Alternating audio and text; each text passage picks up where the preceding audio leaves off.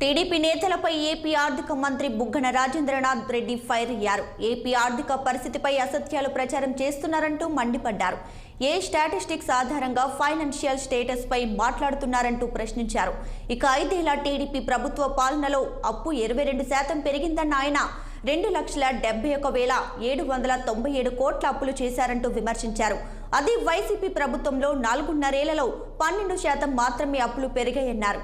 రాష్ట్ర అప్పులపై అసత్య ప్రచారం చేస్తున్నాయని, అప్పులపై నోటికి ఎంత వస్తే అంత మాట్లాడటం దేనికి సంకేతమని మండిపడ్డారు బుగ్గన.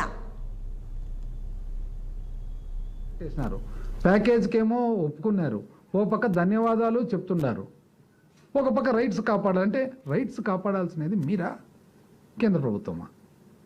ఫస్ట్ ఛార్జ్ ఎవరి మీద ఉంది? రాష్ట్ర ప్రభుత్వం మీద కాదు ఉండేది.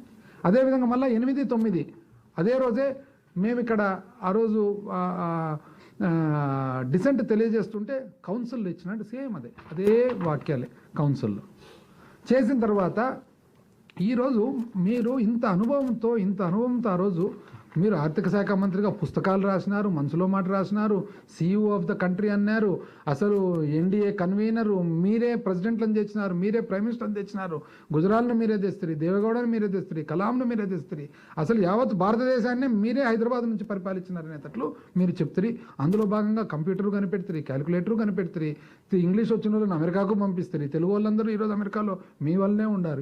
నేను చెప్తారే మళ్ళీ ఇన్ని తెలిసిన వాళ్ళు మీకు ఆ రోజు ఇది తెలీదా?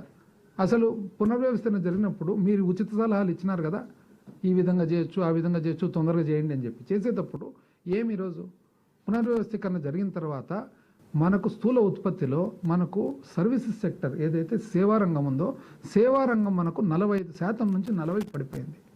వ్యవసాయ రంగము కరస్పాండింగ్గా 33 నుంచి 38 పెరిగింది. హైదరాబాద్ నగరం పోవడంతో మనకు ఈరోజు లెక్కేస్తే ఇంచుమించు 1 లక్ష